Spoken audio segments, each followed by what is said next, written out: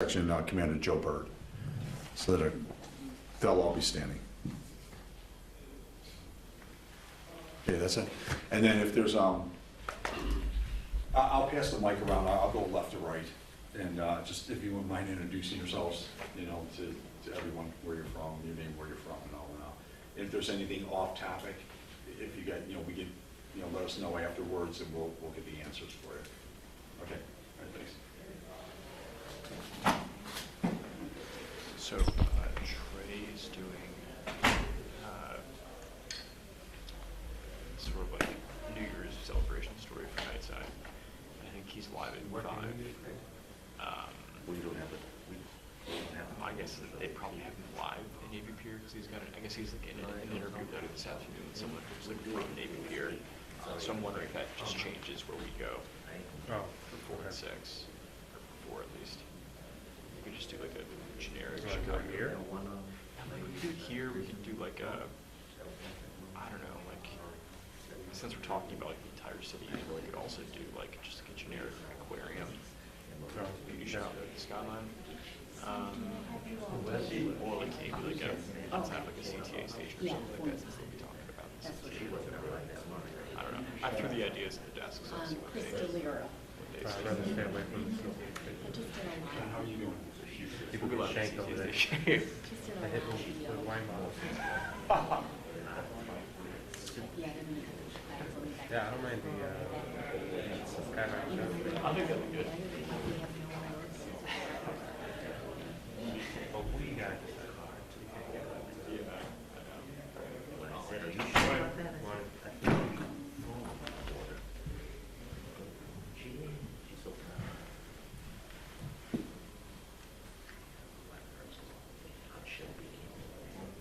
Are you working next week or when is your time off?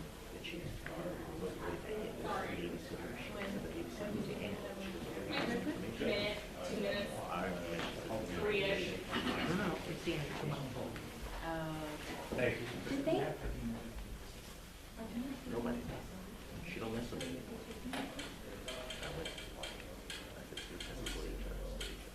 They were carrying.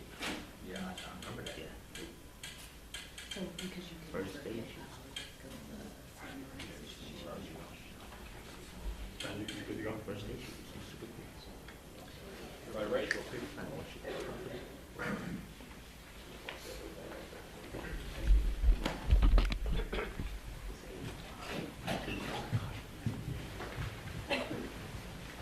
Good morning. As soon as everyone gets in, we'll get started.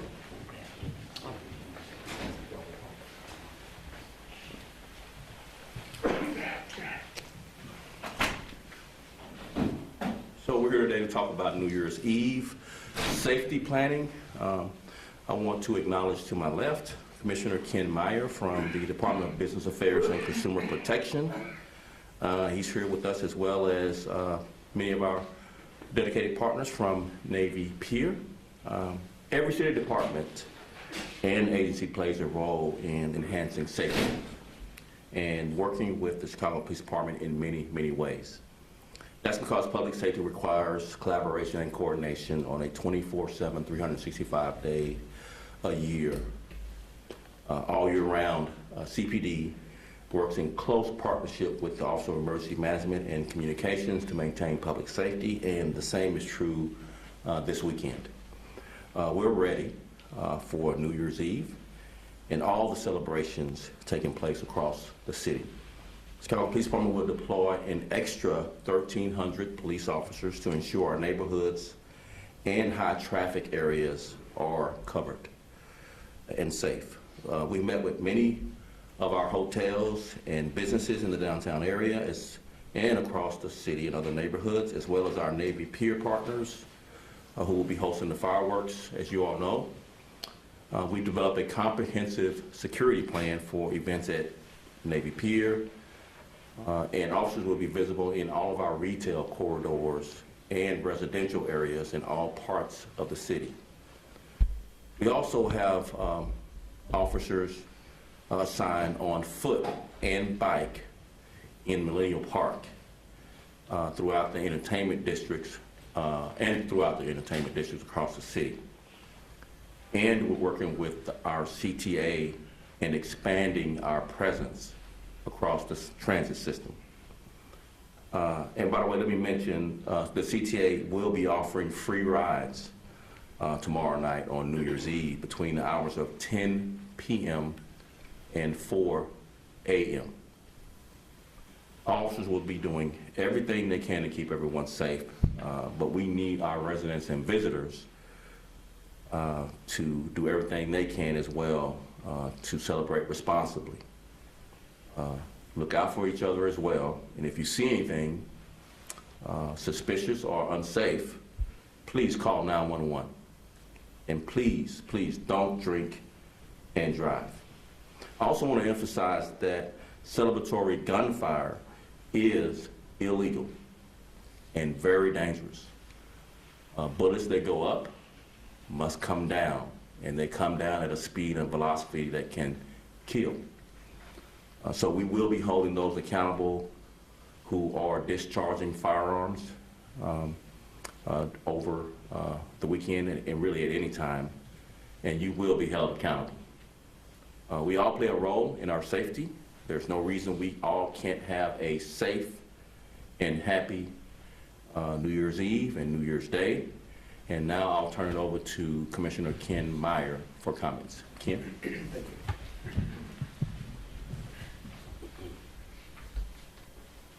Thank you, Superintendent Brown. Good morning, everyone. My name is Ken Meyer, and I'm the Commissioner for the Chicago Department of Business Affairs and Consumer Protection, also known as BACP. BACP's core mission is to support businesses and to protect consumers and workers to make sure Chicago is vibrant and safe for all.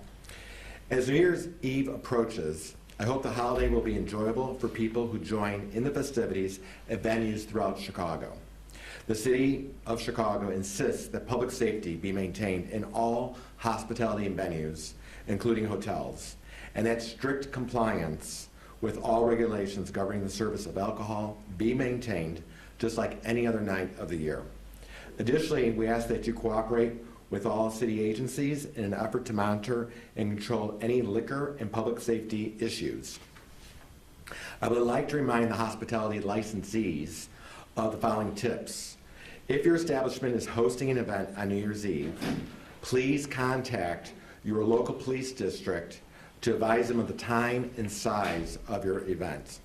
Provide sufficient security and knowledgeable staff at your business premises to ensure compliance with all laws. All staff should be trained on best practices for maintaining occupancy and public safety, and to report illegal activity by calling 911 immediately. We recommend using a reservation system to avoid lines or congestion of people outside your establishment. If you do have a line outside, you are responsible for the activity of the individuals waiting in line. Licensees must ensure that no open alcohol is removed from the licensed premises, again, just like any other night of the year. You have a duty to cooperate with police, report all illegal activity by calling 911. State and liquor laws will be strictly enforced, and the city will inspect liquor establishments for compliance during the holiday weekend. To the residents and visitors of Chicago celebrating New Year's, be aware of your surroundings and report suspicious activity, as the superintendent just mentioned. Call 911 immediately if you see something that just does not seem correct. With the cooperation of the business community, the New Year's festivities will be safe and enjoyable for patrons, residents, visitors, and businesses alike. Let us end 2022 safely and welcome 2023 with excitement and hope. I now turn the podium over to Commander Ralph Cruz. Thank you. Good morning. My name is Commander Ralph Cruz, C-R-U-Z. I am here to speak to you regarding the security plan for the New Year's Eve celebration at Navy Pier. We have worked together with Navy Pier's head of security, John Graber, who's here today. We've coordinated internally with Chicago Police Department, both units and assets. We've collaborated with our outside sister agencies, CFD, OEMC, Streets and Sanitation, TMAs, and CTA, to name a few, to ensure that we have an interoperable safety plan in place to maintain a safe and enjoyable New Year's event. And most importantly, the New Year's celebration fireworks are at midnight. It's a 10-minute show. It's going to be great. And I'd like to turn it over to Deputy Chief of Central Control Group, Jill Stevens. Good morning. My name is Jill Stevens, and I'm the Deputy Chief of Central Control Group. This year, as the superintendent said, downtown will be receiving additional resources for New Year's Eve. We will be putting these resources in our retail corridor in the 1st and the 18th district. They will supplement the already window detail that's already in place, and those window detail officers will be conducting high visibility foot patrol along the Mag Mile and other locations on State Street. In addition to our window detail, we also will have strategic deployment initiative officers in fixed locations throughout 18 and the 1st district. They will be in marked squad cars, and their lights will be on, so they will be highly visible to everybody that's visiting downtown. We will also be focusing on our entertainment venues, particularly in the River North area and Motor Row, and we will be utilizing our tactical personnel as well as outside resources to assist in supporting those locations. Millennium Park is also on our radar. We will be having additional TAC teams, mounted unit, and bicycle officers responding to Millennium Park, and they will be the teams that respond to any large gatherings that we see downtown.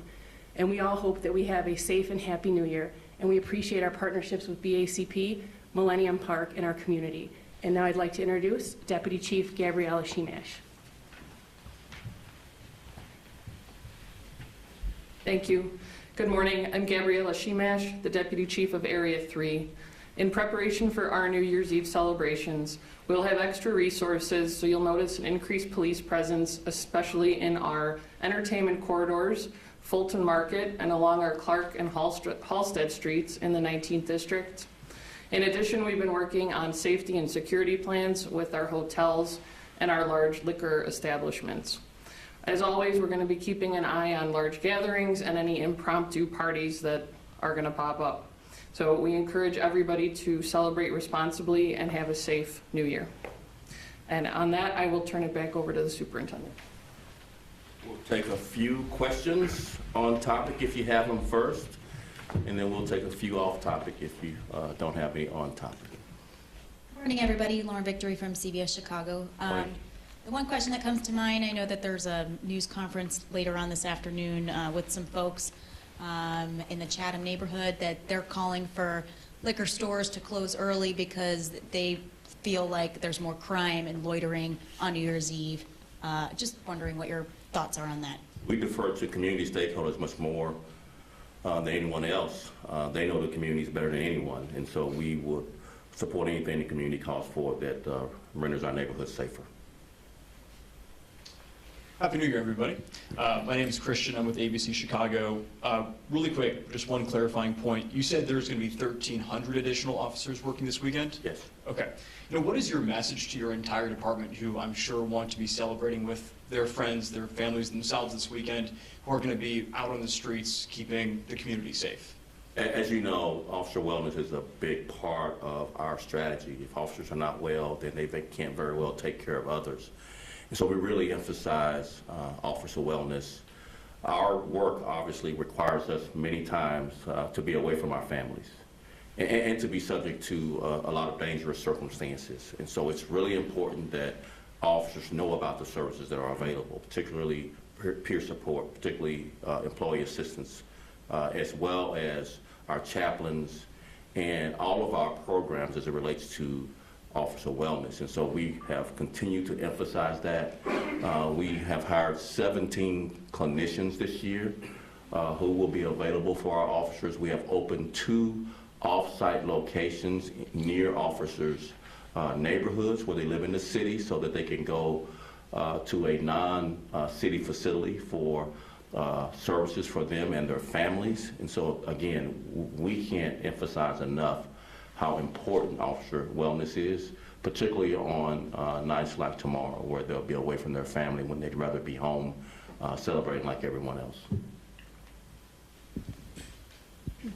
Hi, I'm Karen Aguilar with NBC5. I have a couple questions. The first question is, you've mentioned about working with establishments. I know over-serving can sometimes be an issue. What kind of consequences would these establishments see if they over-serve a patron, which can sometimes lead to some of the violence that we see in places that we normally haven't seen, like River North? So obviously, over-serving can come across as being complicit with the circumstances that transpires, either drunk driving and or disorderly behavior. But let me kick some of that answer to Ken Meyer, the Commissioner of BACP, about that, and then I'll come back and close out that question. Ken. Thank you so much for the question. First and foremost, before we even get there, we've done a lot of outreach this past week to all of our licensees, both through constant contact, just reminding them of tips, working with the various districts, and also encouraging and reminding licensees to train their staff, everyone from serving alcohol to security, what have you, so that we don't necessarily fall into that situation you mentioned. Okay, and so just to clarify, there is a correlation between over-serving and the uptick of crime on the celebration tomorrow? Repeat that again? Is there, from what I've read, when there's like over-serving, it's usually attributes to more like violence in the area? I just want to hear it from you if that's something that's a I'll concern. take that. Yeah. I'll take that part. So again, there can be some complicit criminal behavior associated with people who are drunk, particularly when they drive. Evidence obviously has to support that complicit behavior to the owners and our servers.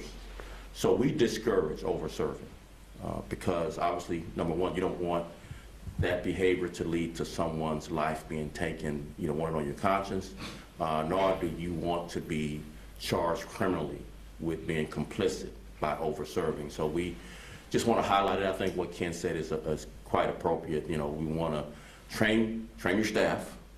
We want you to be aware of this behavior potentially leading to criminal activities. And so again, we all want to be on the same page with this. We don't want to discourage the business itself, but again, complicit behavior leading to drunk driving and or other types of criminal conduct is discouraged. Thank you.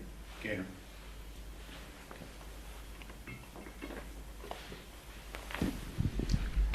Gaynor Hall, WGN. Superintendent, just want to get your thoughts on what the negative or what you think the negative impact would be of allowing credentialed media to still continue to have access to real-time scanner traffic as we have been able to have access to it.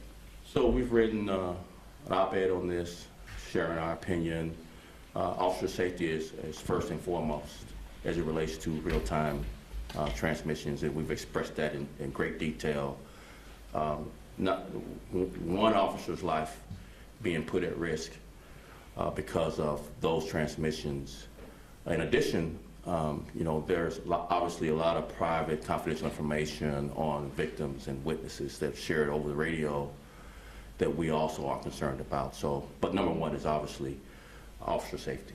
But can you cite any specific examples in the past where media have caused harm to police because of our access to the scanner traffic? So again, media is a loose term today, as you know.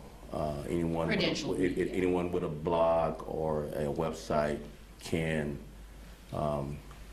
try and get the credential media. So media is just not traditional media today. It's social media and it's others. And it's a healthy debate, but when it comes to officer safety, and you're asking me, we think it's more important than any thing that we're debating about this issue. But just to Thanks be a lot clear, for you don't coming have any today, guys. examples where... We do have examples, and we shared those in detail. So again, I think the summer of 2020 is the greatest example where access to our radios was being used by the mob to defeat our public safety strategies. And there's not just video, audio examples of that. Thank you, guys. Thanks for coming today. All right, thank you all.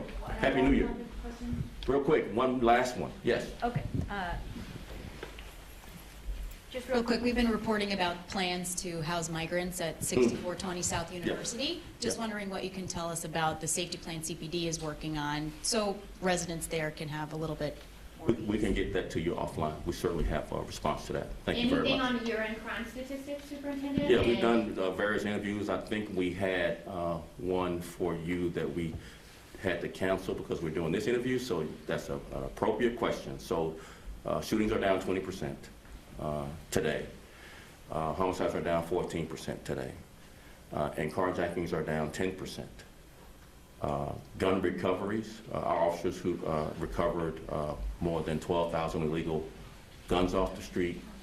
Large chunk of that is assault weapons. Every gun recovery is a life saved.